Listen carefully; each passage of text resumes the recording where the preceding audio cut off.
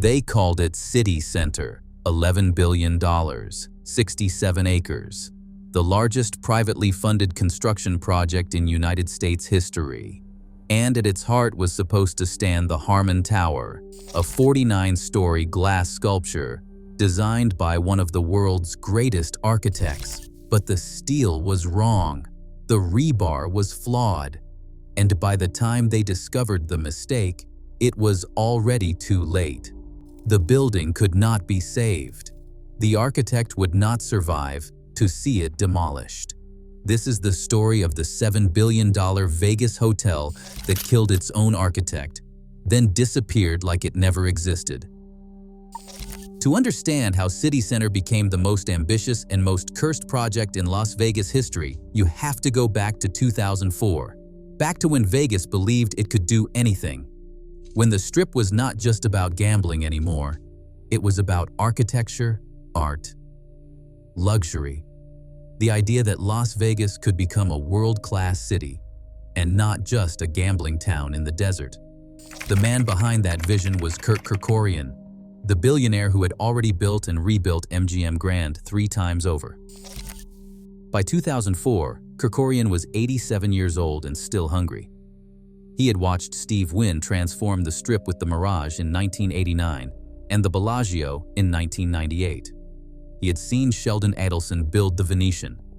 He had watched Vegas evolve from mob-run casinos into corporate mega-resorts worth billions. And Kerkorian wanted to build something nobody had ever attempted. Not just one hotel, an entire city. CityCenter would occupy 67 acres between the Monte Carlo and the Bellagio. The plan called for 6 separate buildings. Aria, a 4,004-room resort that would become the centerpiece. Vdara, a 57-story non-gaming hotel and spa. Mandarin Oriental, a 5-star luxury hotel. 2 Veer Towers matching 37-story residential buildings, a shopping and entertainment district called Crystals. And the Harmon, a 49-story boutique hotel designed to be the architectural jewel of the entire complex. The budget was staggering. Initial estimates put the cost at $7 billion. By the time construction began in 2006, that number had climbed to $8.5 billion. By completion, it would hit $11 billion, making it the most expensive private construction project in American history. Nothing even came close. MGM Resorts partnered with Dubai World, the investment arm of the Dubai government, to finance the project. Dubai World took a 50% stake. The partnership made sense. Dubai was building artificial islands and the world's tallest building. Las Vegas was building the world's most expensive resort complex. Both cities believed the future was unlimited. Both were wrong. But in 2006, that reality had not hit yet. Construction began with a vision that felt unstoppable. Kerkorian hired the best architects money could buy. Cesar Pelli designed Aria. Daniel Libeskind designed the Crystals Retail Center. Norman Foster and Helmut Jahn were brought in for the residential towers. These were not local firms cranking out cookie-cutter casinos. These were Pritzker Prize winners, starchitects whose names appeared in museum exhibitions and architecture school curriculums. CityCenter was supposed to prove that Vegas had grown up, that it could compete with Dubai, Singapore, and Shanghai, that the Strip was not just neon and nostalgia anymore. And Helmut Jahn's Harmon Tower was supposed to be the crown jewel. 49 stories of curved glass and steel rising from the southwest corner of the complex. A boutique hotel with just 400 rooms, intimate, elegant, everything the mega resorts were not. Jahn designed it with a twisted form, the tower rotating slightly as it climbed, creating a dynamic silhouette that would stand out even among CityCenter's architectural spectacle. The renderings were stunning. The Harmon looked like a glass flame, sleek and modern. The kind of building that wins awards and appears on postcards. MGM planned to operate it as a non-gaming hotel, targeting high-end travelers who wanted luxury without the casino noise. It was budgeted at $275 million. Construction was scheduled to finish in 2009, the same time as the rest of CityCenter. Everything seemed perfect. The site was cleared. The foundation went in. Steel started rising. And for a moment, standing on that construction site. In 2006, Watching the Harmon's skeletal frame climb on towards the desert sky, you could believe Las Vegas had finally transcended itself, that it had become something more than a gambling town, that Kurt Kerkorian's vision of a true urban center, a place where people lived and worked and experienced culture, was actually possible. The workers believed it. The investors believed it. Helmut Jahn believed it. They were all wrong. Because beneath the surface, in the concrete and steel, in the rebar that was supposed to hold everything together, something was already broken. And it would take 2 more years before anyone noticed. Helmut Jahn was born in Nuremberg, Germany in 1940. He grew up in the rubble of World War II, watching his city rebuild itself from destruction. Architecture was not just aesthetics for Jahn. It was survival, reconstruction, the act of making something beautiful from nothing. He studied at the Technische Hochschule München, then moved to Chicago in 1966 to study at the Illinois Institute of Technology under Mies van der Rohe's successor. Chicago shaped him. The city's modernist tradition, its steel and glass towers, its belief that architecture could express power and grace simultaneously. By the 1970s, Jahn had joined C.F. Murphy Associates, which later became Murphy-Jahn, and by the 1980s, he was one of the most famous architects in the world. His buildings defined an era. The James R. Thompson Center in Chicago, a postmodern government building with a massive glass atrium. The United Airlines terminal at O'Hare, one of the most iconic airport designs ever built. The Messeturm in Frankfurt, Germany's tallest building when it opened in 1991. The Sony Center in Berlin, a stunning mixed-use complex at Potsdamer Platz. Jahn's work was unmistakable. Glass, steel, curves, light. He believed buildings should feel alive, should interact with their environment, should change depending on the angle you viewed them from. Critics loved him. Then, they turned on him. By the 2000s, architectural fashion had shifted. The bombastic postmodernism of the 80s felt dated. Minimalism was in. Jahn's flamboyant glass towers seemed excessive, showy. Some critics started calling his work superficial, style over substance. But Helmut Jahn didn't care about trends. He kept building. And when MGM came calling with the Harmon project, he saw an opportunity to prove his critics wrong. A boutique tower in the most ambitious development in Vegas history. A chance to create something intimate and sculptural in a city known for excess. He designed the Harmon with care. The twisting form wasn't just aesthetic, it was structural, using the building's rotation to manage wind loads and create visual interest from every angle. The glass facade would catch the desert light differently throughout the day, making the building feel dynamic, alive. Jahn believed the Harmon would be his Vegas masterpiece, a building that would stand for decades, maybe centuries. A building that would prove he still mattered. He had no idea it would become his greatest failure, that it would haunt him for the rest of his life, that in trying to build something immortal, he'd created something that couldn't even survive to opening day. Construction on CityCenter began in 2006. Perini Building Company, one of the largest construction firms in the country, won the contract. They had built casinos before, and they had handled massive projects. They promised MGM and Dubai World that CityCenter would be delivered on time, on budget, and flawlessly. The Harmon's foundation went in first. Steel started rising in 2007. By 2008, the tower had climbed past the 15th floor. Workers poured concrete. Welders joined beams. The twisted glass form started taking shape against the Vegas skyline. Tourists driving past the construction site could see it rising. The local news ran stories about CityCenter's progress. Architecture magazines published features. Everything looked perfect and full of momentum. And then, the inspectors found the problem. The rebar was wrong. Rebar, short for reinforcing bar, is the steel mesh embedded in concrete to give it tensile strength. Concrete is strong under compression, but weak under tension. Rebar solves that problem. It is the skeleton inside every modern building. And in the Harmon Tower, between floors 15 and 20, the rebar had not been installed correctly. The spacing was wrong. The welds were substandard. The steel did not meet the engineering specifications that Helmut Jahn's team had designed. It was not a minor problem.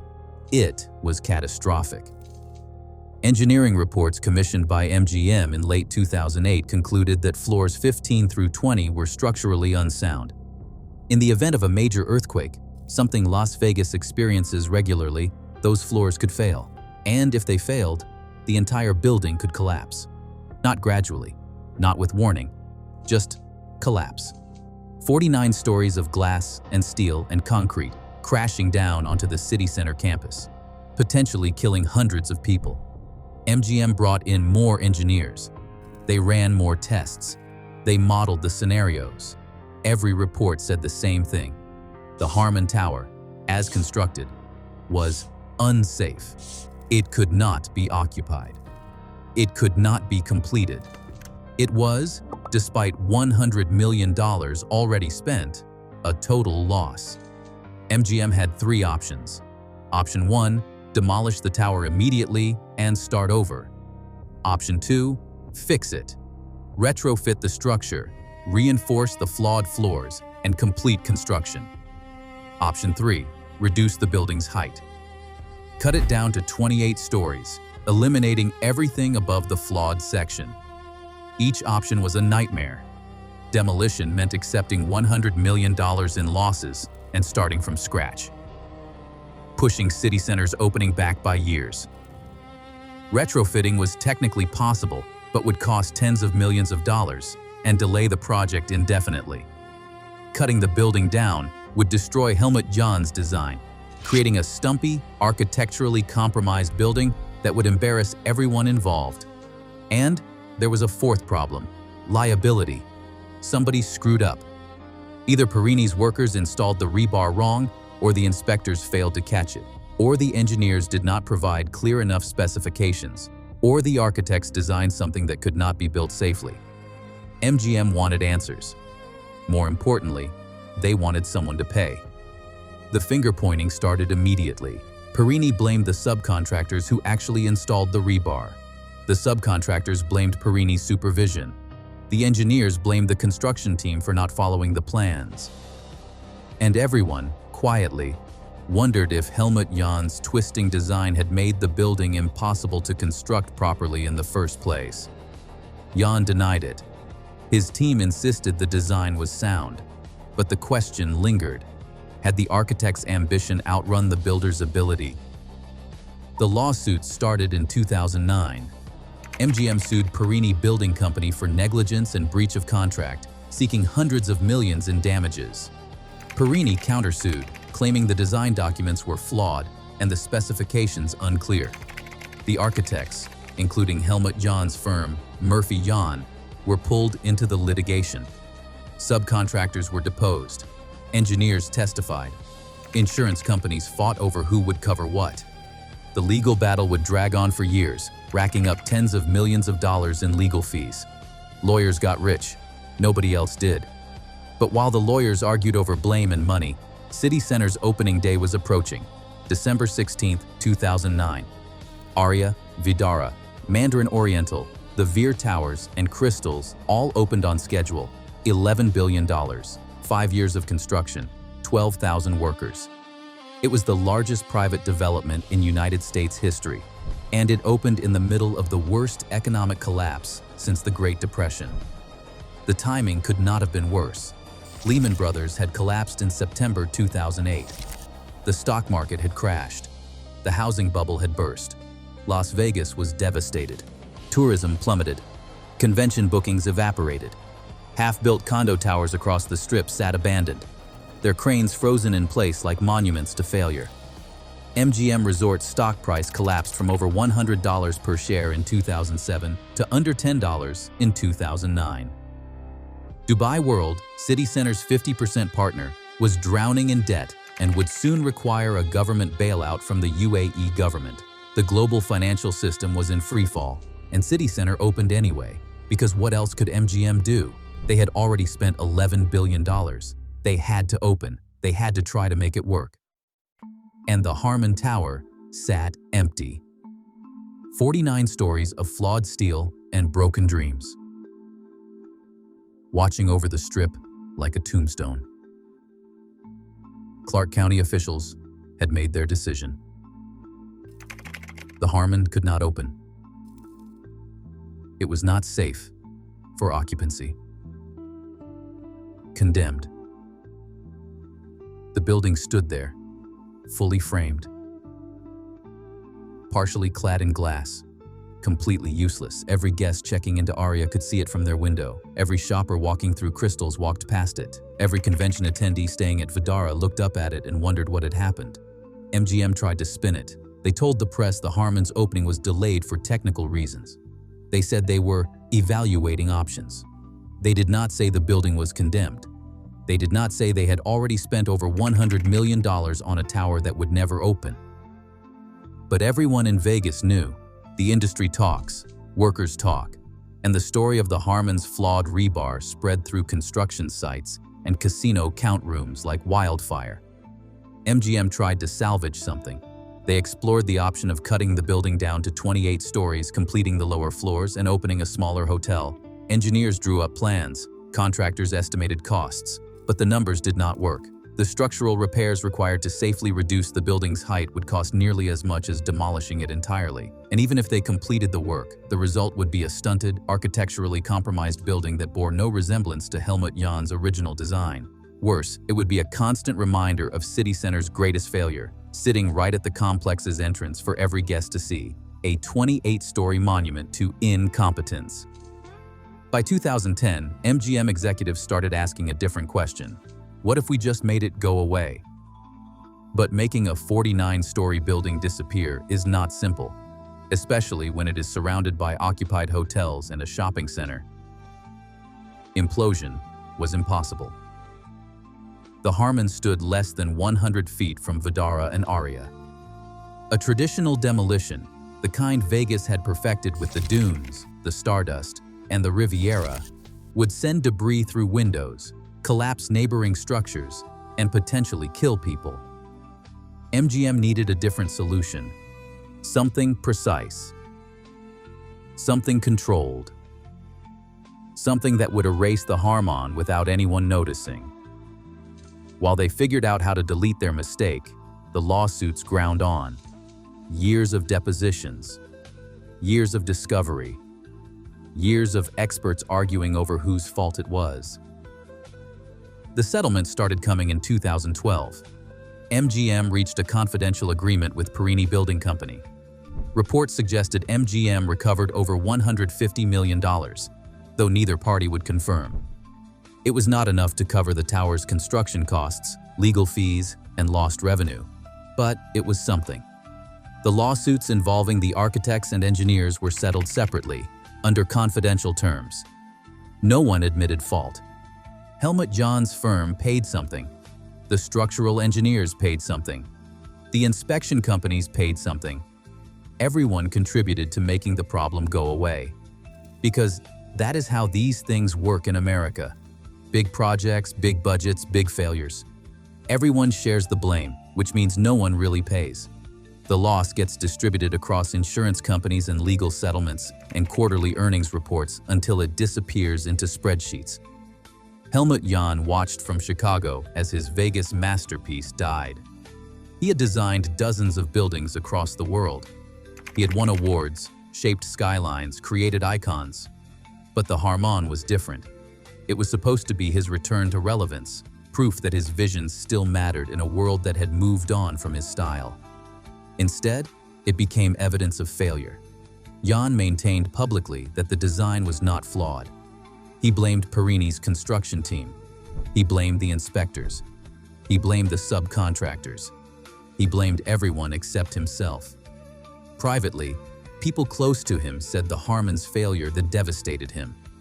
He had spent 2 years designing that tower.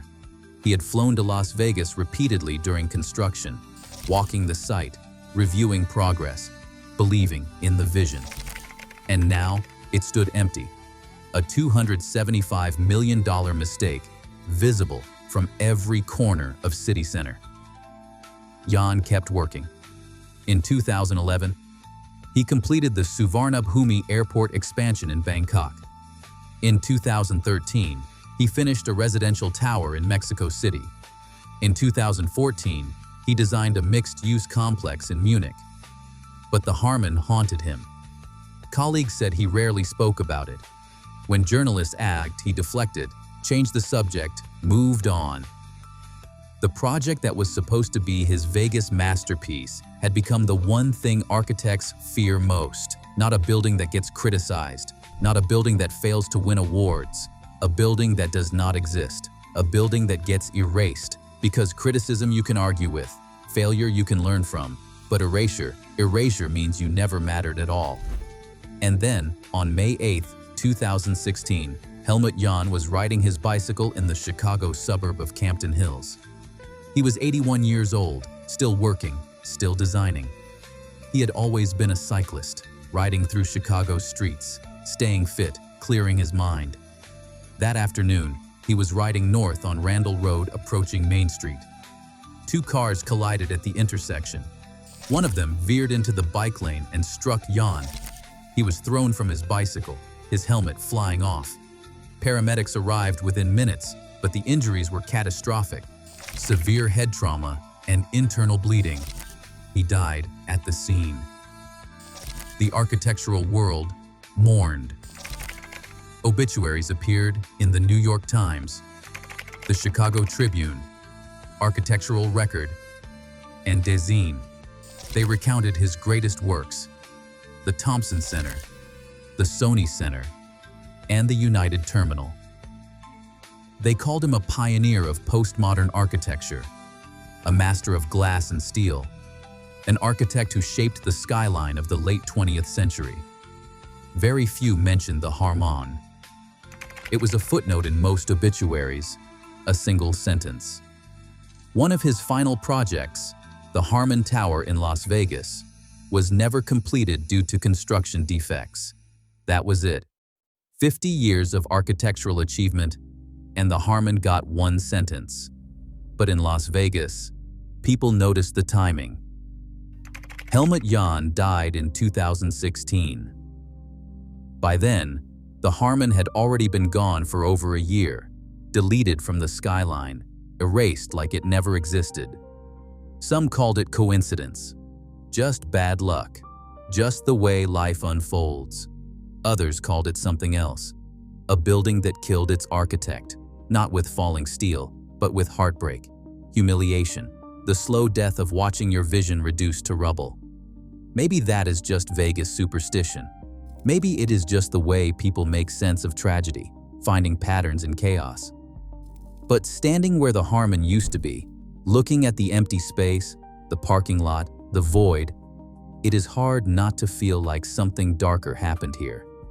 Like the building took something with it when it fell. In January 2013, MGM Resorts made the final decision.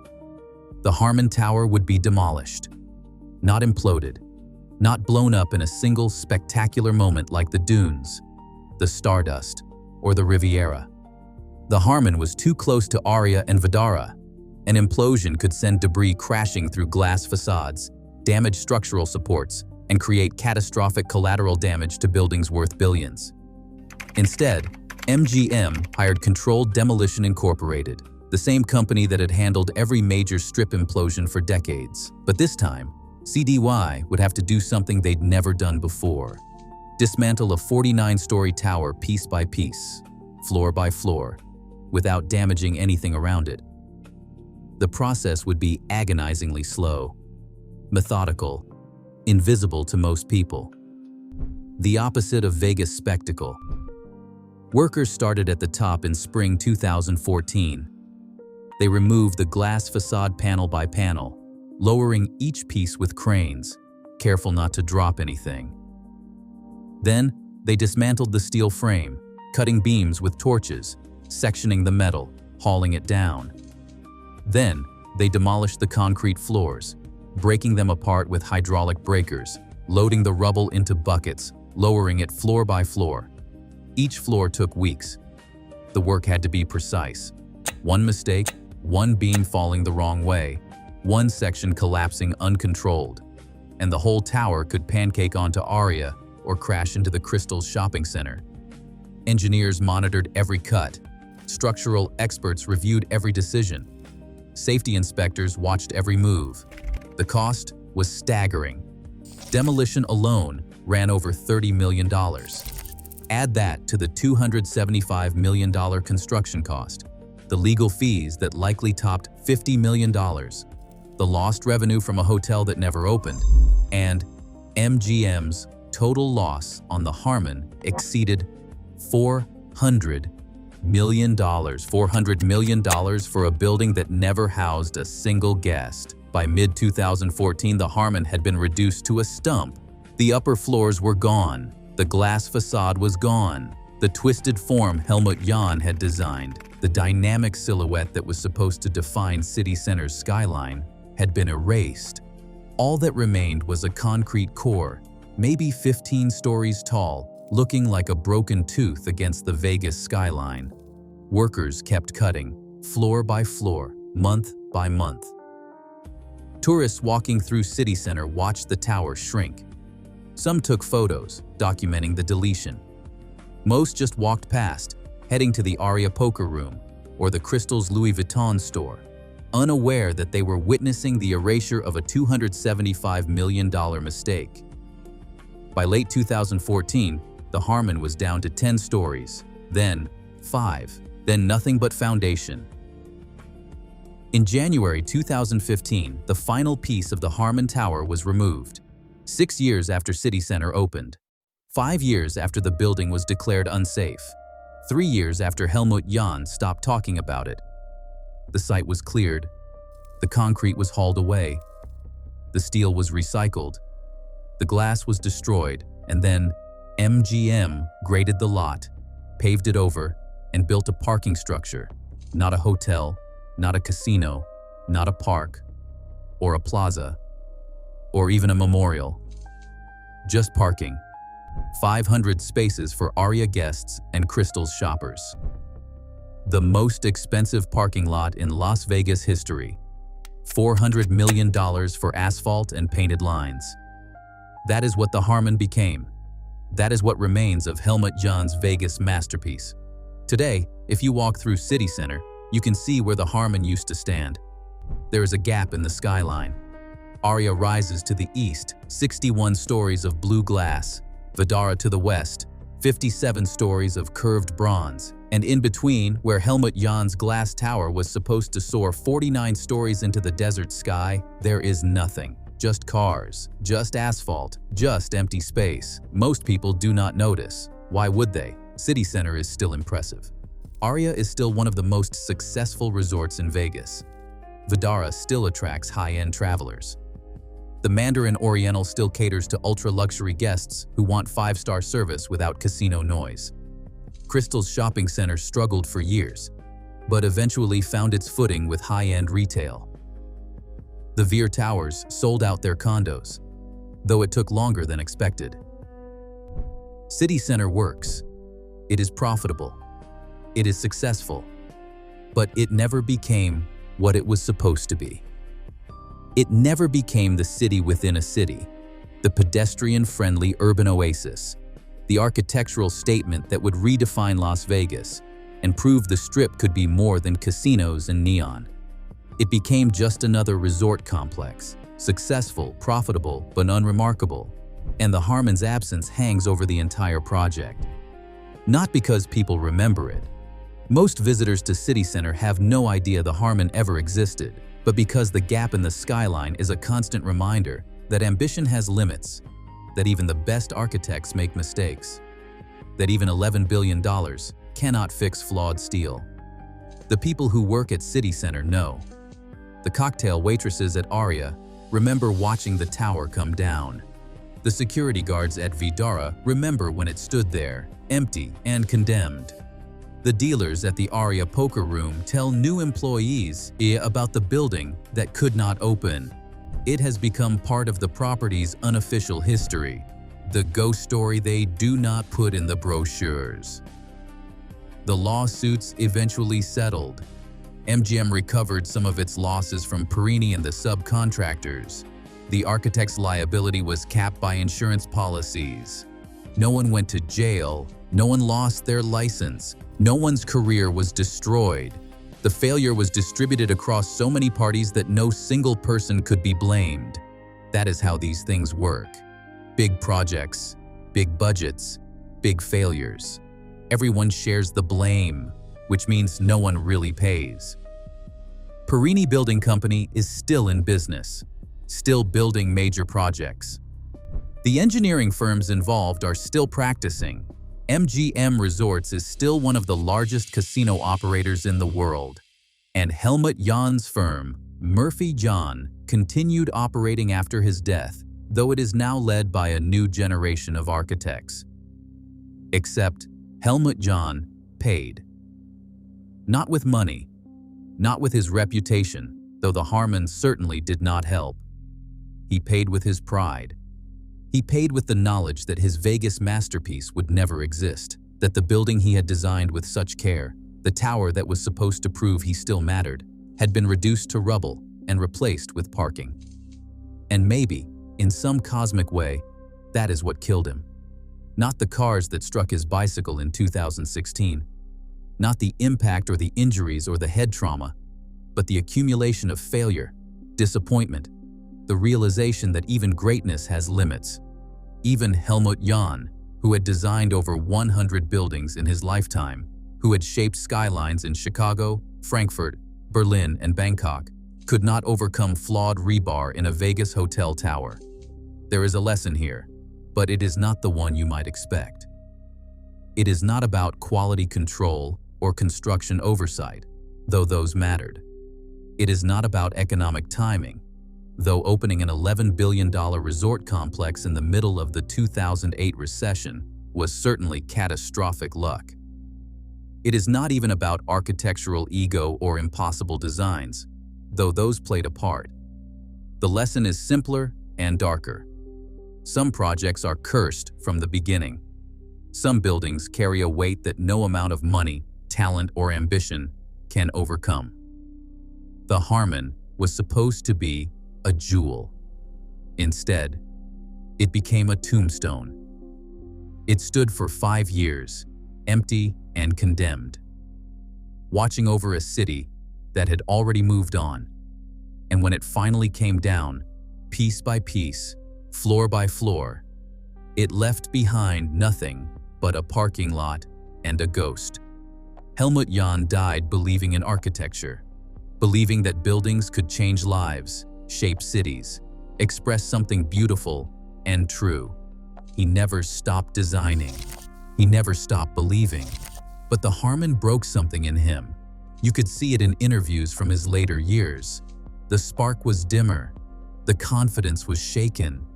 He had built glass towers all over the world, and the one in Vegas, the one that was supposed to matter, the one that was supposed to prove the critics wrong, killed itself before it could live. And maybe that is the real curse. Not that the building failed, but that it failed so completely, so publicly, so permanently, that it erased itself from history. That is the story of the $7 billion Vegas hotel that killed its own architect, then disappeared. Not with an explosion, not with spectacle, not with the kind of dramatic implosion that draws crowds and makes the news. Just with silence, lawsuits, cranes, and the slow erasure of a mistake too expensive to acknowledge. CityCenter still stands. Aria still operates. The Crystals still sell luxury goods to tourists with money to burn. But the Harmon is gone, and in the city that built itself on illusions, the greatest illusion of all is pretending it never existed. 49 stories of flawed steel, $275 million in construction costs, $400 million in total losses. One architect's broken heart. And a parking lot where a masterpiece was supposed to stand. Vegas always wins, but sometimes what it wins is the right to forget. The right to erase. The right to pave over failure and pretend it never happened. That is what they did with the Harmon. That is what they always do. Because Vegas is not about history. It is about the next big thing. The next tower. The next resort. The next billion-dollar bet on the future. And the Harmon, for all its ambition and tragedy, was just another bet that did not pay off. Just another building that could not survive.